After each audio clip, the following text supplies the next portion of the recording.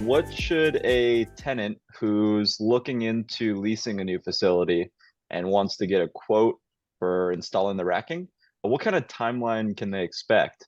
Where do you like to start in that process, and how much time should they budget for to get it all set up and running? And to make it timely too, an example might be in Ontario of like 60,000 feet or so. Right, of course. No, perfect. Let's make this specific.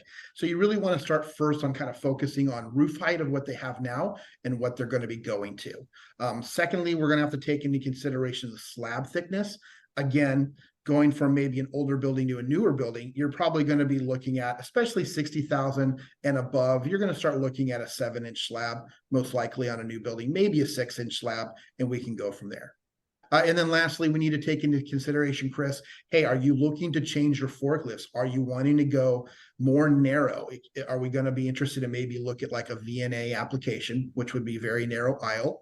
And when you're talking about those clients who are relocating or moving around right now, every single foot costs something more, right? Even if they're in Orange County or even if they're in the Inland Empire, they're going to have to face the fact that their rent's going to go up. So we're seeing a lot more clients who say maybe have 100,000 square feet. Well, let's look at maybe 60 now. Let's get a newer building that's taller, and let's see if we can do something about going into a VNA configuration where we could basically pack the building that used to take 100,000 square feet of pallets and now put it in a 60 or 80 and see what we can do.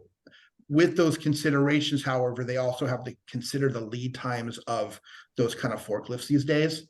And in talking to some of the people I know, there is still like a year waiting list or a backlog on some of those specialty forklifts. Now, the other thing that you're also going to have to take into consideration is permitting. That's the real crux of the whole situation, is permitting. Most of the time when we tell people that permitting lead time can be anywhere from 3 months to 6 to 9 months. And like in cases of San Diego, it can take even over a year. It's brutal.